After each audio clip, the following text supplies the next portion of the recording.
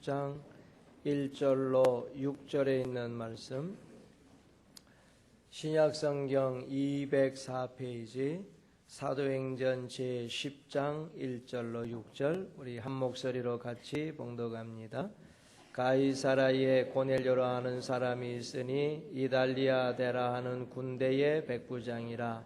그가 경건하여 온 집으로 더불어 하나님을 경외하며 백성을 많이 구제하고 하나님께 항상 기도하더니, 하루는 제9시쯤 되어 환상 중에 밝히 보매 하나님의 사자가 들어와 가로되 고넬료야 하니, 고넬료가 주목하여 보고 두려워 가로되 주여 무슨 일이니까? 전사가 가로되 내 기도와 간구가 하나님 앞에 상달하여 기억하신 바가 되었으니 내가 지금 사람들을 요빠에 보내어 베드로라 하는 시몬을 청하라. 저가 비장 시몬의 집에 우거하니 그 집은 해면에 있느니라 하더라. 아멘.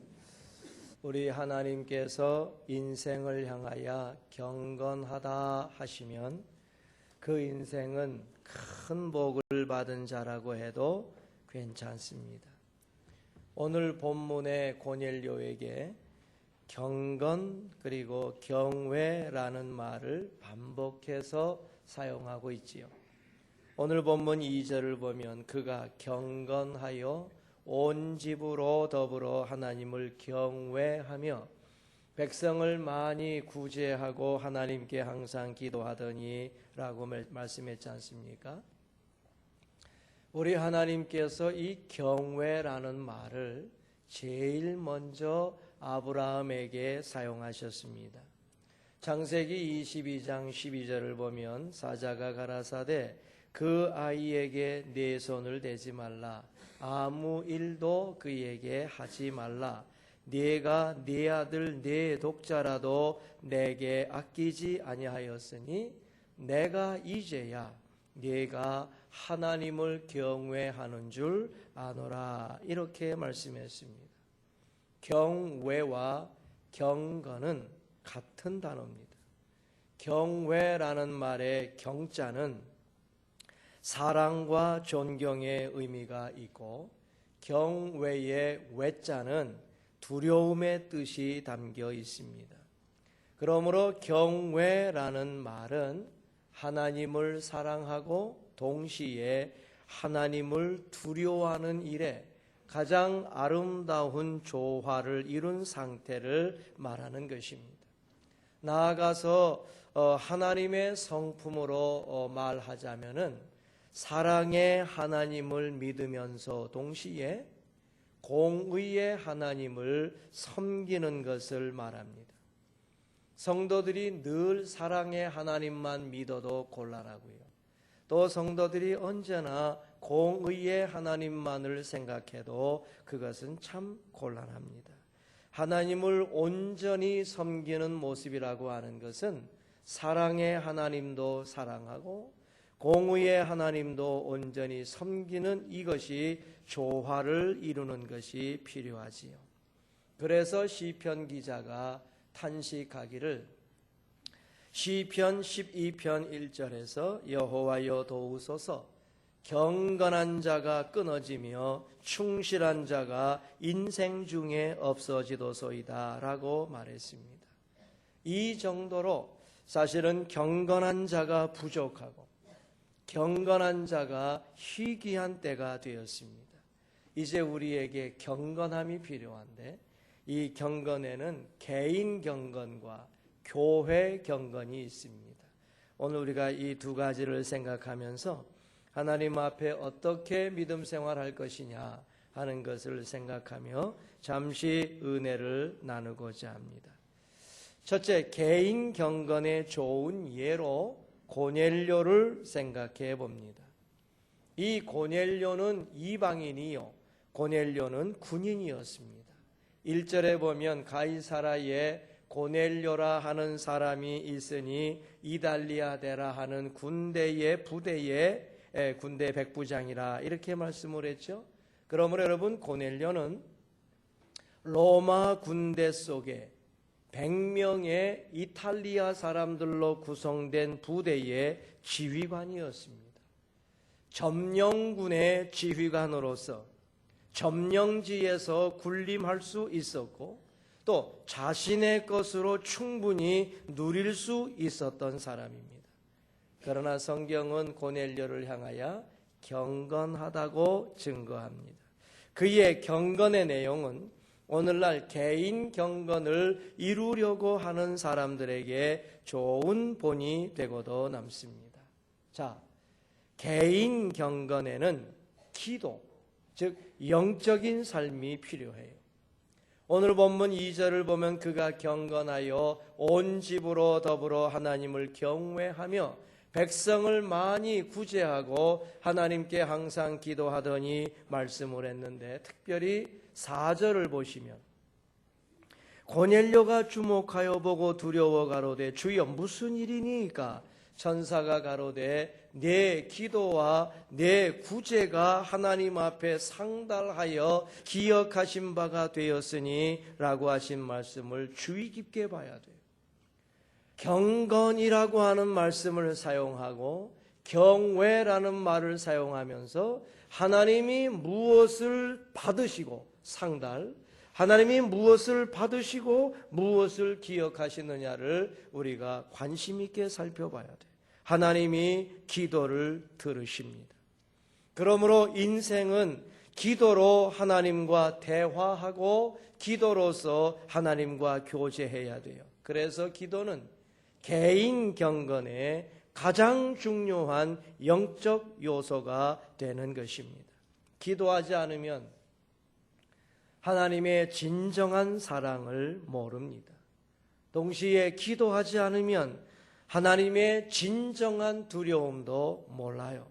기도를 통해서 하나님이 나를 얼마나 사랑하심으로 나의 필요한 것을 시의적절하게 공급하시는지에 그 하나님의 사랑을 알게 되거든요. 또 나아가서 여러분, 기도 없는 자는 그러므로 경건을 모를 뿐만 아니라 한 번도 하나님의 그 풋풋하신 사랑을 깨닫지 못하기 때문에 하나님의 사랑을 알 방법이 없어요. 또한 역시 기도를 통해서 하나님께서 얼마나 위대한 능력을 가지시고 역사하시는 분인지를 알게 되거든요. 하나님의 위대한 역사를 체험한 사람은 하나님을 향하여 진정한 두려움을 가지게 돼요. 하나님께서 그때그때마다 역사하시니까 여러분 두렵지 않을 수가 있겠습니까? 내가 기도할 때마다 즉각 뭔가를 이루어 주실 때에 겁나지 않는 사람이 없단 말이에요. 그러므로 여러분, 내가 기도할 때에 나의 필요한 것을 채워주시는 그 사랑, 그 하나님의 진정한 사랑을 깨닫게 되고, 기도할 때에 그 역사를 하시는 모습을 볼 때에 두려움도 동시에 생기게 되는 것이요. 그러므로 기도하는 자는 진정한 경건을 체험하게 되는 것입니다. 그러므로 우리가 개인적으로 경건을 이룰 때에는 우리의 영적인 삶으로 기도가 필요하다 하는 것을 기억하시고 기도에 힘쓸 수 있는 성도 되시기를 바랍니다. 또 개인 경건에는요, 구제, 즉 육적 생활이 필요한 것이죠. 다시 2절을 보면 그가 경건하여 온 집으로 더불어 하나님을 경외하며 백성을 많이 구제하고 하나님께 항상 기도하더니 말씀을 하고, 역시 4절에서 하나님께서 내 기도와 구제를 기억하신다. 하나님 앞에 상달되어 기억하신 바가 되었다 말씀을 했으니, 여러분, 구제가 우리의 육적 생활에 아주 중요한 경건의 내용이 되는 것입니다. 많은 사람들이 구제와 그 동정을 구분하지 못합니다. 자기가 시컨 쓰다가 남은 것, 그 자투리 같은 것을 남들에게 주면서 굉장히 구제를 잘하는 것으로 착각하는 사람들이 많습니다. 구제는 쓰고 남은 것으로 하는 것이 아닙니다. 오히려 자기에게 꼭 필요한 것, 자기의 것을 나누어서 연약하고 부족한 사람에게 사용하는 것입니다. 따라서 구제는 그리스도의 희생 정신으로 베푸는 것이에요. 그리스도께서 필요한 생명을 주시고 그리스도께서 필요한 것을 우리에게 나누어 주시는 것처럼 나누어 주는 것이 구제예요. 제 사랑하는 친구 목사가 있어요. 그 친구에게 아주 좋은 간증거리가 있는데 아주 목회를 잘하고 있습니다. 지금 수천 명이 모이는 교회를 목회하고 있는데 그에게 큰 은혜를 받은 그 참모총장 출신의 장로가 있습니다. 김아무개 장로라고. 그분이 자기가 전역을 하면서 퇴직금으로 받은 일부를 그 목사님께 드렸어요. 7천만 원을 드렸습니다. 목사님 꼭 필요한 데 쓰십시오. 이러고 줬어요. 근데 꼭 필요한 데가 어디서 나왔는고 하니 필리핀의 선교지에서 7천만 원이 꼭 필요하다고 연락이 왔어요. 털커덕 보내줬어요. 그래서 이 선의의 짜증을 내시면서 그 참모총장으로 전역하신 그 김아무개 장로님이 막 짜증 아닌 짜증을 내요. 목사님 쓰라고 드렸는데 왜 엉뚱한 데 줍니까? 나 이제 더 이상 돈 없습니다. 그러면서 5천만 원을 또 갖다 줬어요. 이번에는 아프리카 말리에 있는 선교사가 꼭 5천만 원이 필요하다고 연락이 왔어요.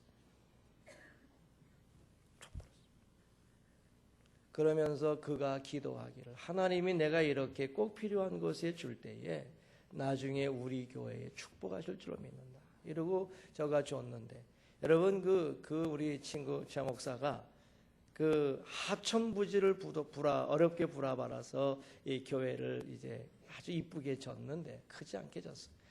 근데 그 하천부지 옆에 지하철역 들어오지 이렇게 막 들어와가지고요. 그 땅값이 40배가 뛰었어요. 그래가지고 지금 정신 못 차리게 좋아하고 있습니다.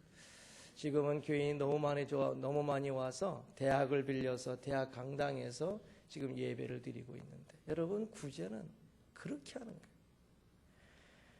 절제가 없으면 구제가 없고요. 구제에 자기 희생이 없으면 구제가 아니고요. 동정할 수는 있어도 구제는 될 수가 없는 거예요. 오늘 고넬료가 백성을 많이 구제한 것을 하나님이 기억하셨다 하는 것은 이 고넬료의 구제가 하나님의 마음을 흡족하게 했다는 것이요. 하나님을 기쁘시게 하는 방법으로 그리고 하나님이 원하시는 방법으로 구제했다는 의미도 돼요. 저가 물질로 도왔는지 지위로 도왔는지 마음으로 도왔는지 아니면 자기에 있는 권세로 도왔는지 그것은 성경이 말하고 있지 않지만 어쨌든 어려운 자를 생각하면서 자기의 것을 나눠준 것을 하나님이 기억하셨다 그래요.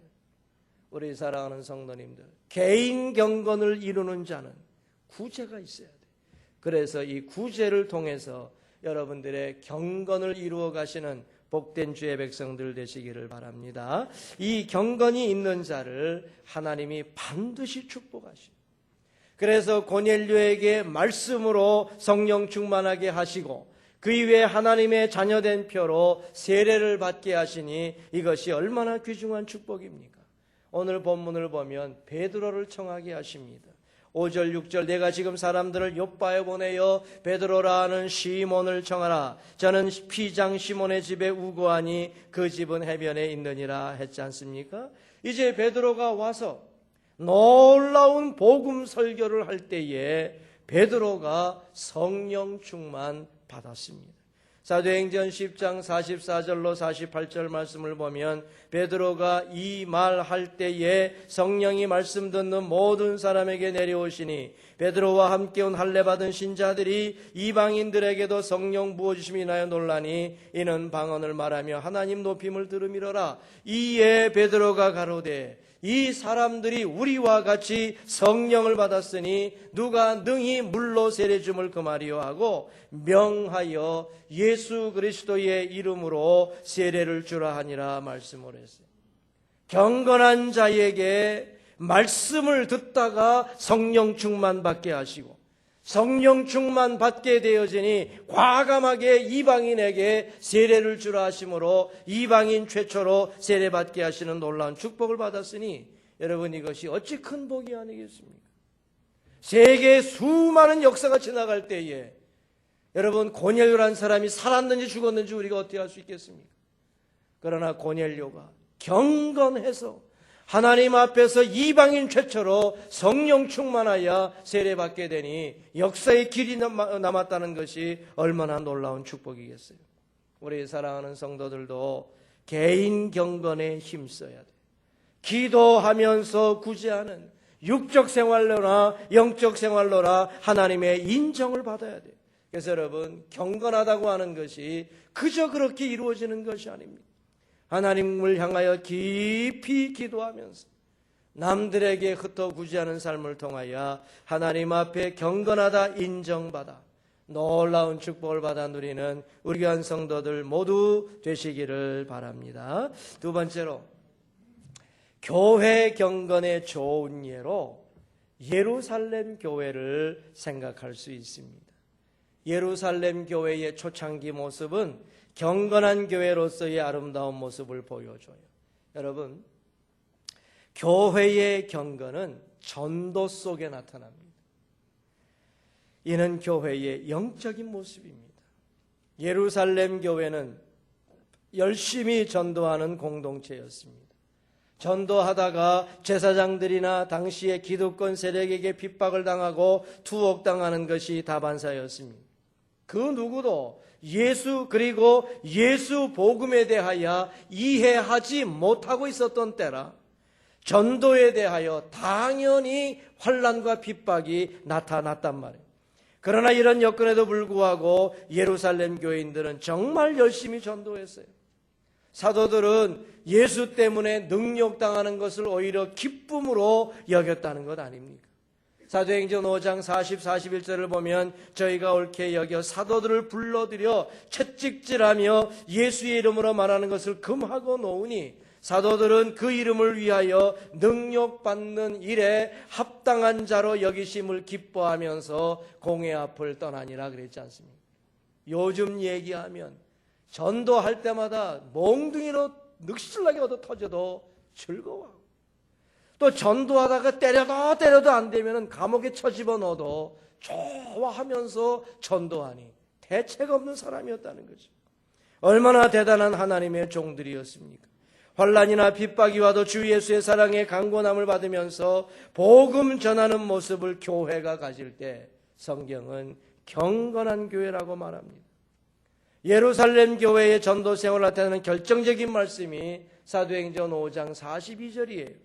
저희가 날마다 성전에 있든지 집에 있든지 예수는 그리스도라 가르치기와 전도하기를 쉬지 아니하니라 그랬지 않습니까? 날마다라는 표현, 성전에 있든지 집에 있든지라는 말씀, 예수는 그리스도라 가르치기와 전도하기, 마지막으로 쉬지 아니하리라 하는 말씀이 나오지 않습니까? 정리해보면 날마다 쉬지 아니하니라 하신 것은 때에 관한 표현입니다. 성전에 있든지 집에 있든지 쉬지 아니하니라 하신 것은 장소에 관한 표현입니다. 나아가서 예수는 그리스도라 가르치기와 전도하기를 쉬지 아니하니라 하신 것은 방법에 관한 표현이에요. 그러므로 여러분, 초대 예루살렘 교회는 전도에 대하여는 때와 장소와 방법에 관계없이 열정을 보였다는 말씀 아니겠습니까? 그래서 이 예루살렘 교회가 경건한 교회입니다. 여러분, 오늘날 교회 속에 어떤 모습이 더 많습니까? 교회의 영적인 모습을 무엇으로 나타내고 있습니까? 그저 개인 기도 많이 할 때, 봉사를 잘 할 때, 여러분 아름답게 성도 간의 교제가 나타날 때, 그 교회에 사랑이 풍성할 때, 여러분 이때 경건한 교회입니까? 오히려 오늘날 교회가 전도의 능력을 잃어가고 오늘날 성도들이 전도에 대하여 무관심한 것은 교회가 경건의 아름다움을 잃어가고 있다는 증거입니다. 이것은 대단히 심각한 현상이에요. 나 하나 구원받으면 족하다는 구원 이기주의요, 경건의 능력보다는 경건의 모양에 관심이 있다는 뜻 아니겠습니까? 여러분, 이 말씀이 어디에 나와요? 디모데후서 3장 1절에 보면 내가 이것을 알라 말세에 고통하는 때가 이르리니 하면서 이런저런 모습을 쭉 열거합니다. 그리고 결론을 딱 내릴 때에 디모데후서 3장 5절을 보면 경건의 모양은 있으나 경건의 능력은 부인하는 자니 이 같은 자들에게서 내가 돌아서라 그랬어요. 말세에 나타나는 현상 중에 마지막이 뭐냐? 경건의 모양은 있다. 그러나 경건의 능력은 부인한다는 것입니다. 여러분, 오늘날 그렇지 않습니까? 교회에 참으로 경건의 모양이 얼마나 많아요. 모이면 기도하는 모습 보이고요, 철저하게 봉사하는 모습 보이고요, 얼마나 사랑하고 얼마나 좋아요. 아름다운 모습은 보이나 정작 나가면 전도 한마디 못하는 경건의 능력을 부인하는 자들이 오늘날 성도 아니냐. 삼가 조심해서 돌아보는, 교회와 자신을 돌아보는 성도가 되셔서 정말 우리의 믿음을 교정해 나가는 성도가 되시기를 바랍니다. 또한 여러분, 교회의 경건은 구제 속에 있어요. 이것이 교회의 육적인 모습이에요. 여러분, 이 사도행전 5장 42절이 지난 다음에 바로 사도행전 6장 1절이 이어지는데 무슨 문제가 언급됩니까? 구제예요. 그때의 제자가 더 많아졌는데 헬라파 유대인들이 자기의 과부들이 그 매일 구제에 빠짐으로 히브리파 사람을 원망한데 12사도가 모든 제자를 불러 이르되 우리가 하나님의 말씀을 제쳐놓고 공배를 일삼는 것이 마땅치 아니하니 형제들아, 너희 가운데서 성령과 지혜가 충만하여 칭찬 듣는 사람 7을 택하라. 우리가 이 일을 저희에게 맡기고 우리는 기도하는 것과 말씀 전하는 것을 전무하리라 그랬어요. 말씀 전하는 것과 여러분 기도하는 것에 사도들이 전무한다는 것이 중요한 것이 아니라 이 예루살렘 교회가 여러분 구제하는 교회였다는 거예요. 전도하는 교회에 적지 않은 문제가 발생했는데 이것이 구제 문제죠. 그런데 여러분, 한 가지 꼭 기억하셔야 될 것은 예루살렘 교회가 구제하다가 문제가 생겼다는 거예요. 이것은 구제하지 않은 것이 아니라 구제하다가 문제가 생긴 것은 히브리파 과부와 헬라파 과부들이 서로 공평하지 않다고 주장한 문제였지요. 히브리파는 먼저 믿는 사람들이었고요, 헬라파들은 나중 믿은 이방인들이었거든요. 구제가 나가는 것을 보니까 우리는 오래 믿은 사람인데 왜 조금 주고, 쟤들은 가제 믿은 사람인데 왜 많이 주냐, 이 문제 가지고 문제가 생긴 것이지 구제가 없다는 것이 아니에요. 그러므로 여러분, 저들이 과부를 공개하고 과부를 구제했다고 하는 것은 성경적이에요. 여러분, 이렇게 성경은 이런 구제를 제대로 행할 때에 참 경건을 이룰 수 있다고 말씀을 하시는데, 야고보서 1장 27절 하나님 아버지 앞에서 정결하고 더러움이 없는 경건은 곧 고아와 과부를 그 환난 중에 돌아보고 또 자기를 지켜 세속에 물들지 아니하는 이것이니라 말씀했지 않습니까? 야고보 선생은 구제가 없으면 경건이라는 단어조차 사용할 수 없다는 사실을 강조했습니다. 예루살렘 교회는 신실하게 구제에 힘쓴 교회였어요. 이것은 예루살렘 교회가 전도와 구제를 제대로 행할 때에 참다운 경건을 이루었다는 것을 보여주는 말씀이에요. 여러분, 이것을 오늘날의 교회들이 열심히 본받아야 돼요. 교회가요, 얼마나 이 일에 소홀히 하고 있습니까? 그러므로 이 땅에 경건한 교회를 찾아보기가 쉽지 않은 것은 바로 이것 때문이에요. 우리 몸된 교회가 전도 잘하고 있습니까? 우리 몸된 교회가 여러분 아름답게 구제하고 있습니까? 없으면 경건한 교회로 인정받지 못해요. 물론 이 하나님께서 경건한 교회를 반드시 축복하셔요. 구원 얻는 자를 날마다 더하게 하신다고 했어요. 사도행전 2장 44절로 47절을 보면 믿는 사람이 다 함께 있어 모든 물건을 서로 통용하고 또 재산과 소유를 팔아 각 사람의 필요를 따라 나눠주고 날마다 마음을 같이하여 성전에 모이기를 힘쓰고 집에서 떡을 떼며 기쁨과 순전한 마음으로 음식을 먹고 하나님을 찬미하며 또 온 백성에게 칭송을 받으니 주께서 구원받는 사람들을 날마다 더하게 하시니라 그랬어요. 교회의 참모습을 통해서 하나님을 찬미하게 되는 것이 교회에게 주신 참된 축복이에요.